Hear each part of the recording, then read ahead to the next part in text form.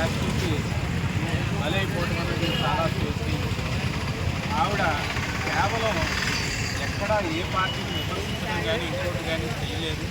ఆవిడ చేసింది కేవలం ఏంటంటే జగన్ గారికి నాకు ఈ విధంగా నాకు స్థలం ఇవ్వడం అనేది అదృష్టం అని చెప్పేసి ఒక థ్యాంక్స్ చెప్పుకోవడమే ఆవిడ చేసిన మహాపాపంగా నాకు కనపడింది. ఇలాంటి చేస్తున్న వాళ్ళు రేపు అధికారంలోకి కనుక వస్తే ఎంత ప్రమాదకరంగా ఈ రాష్ట్రం మరి మారిపోతుందన్నది కూడా దాని ప్రతి ఒక్కదానికి కూడా సమాధానం ఉంటుంది.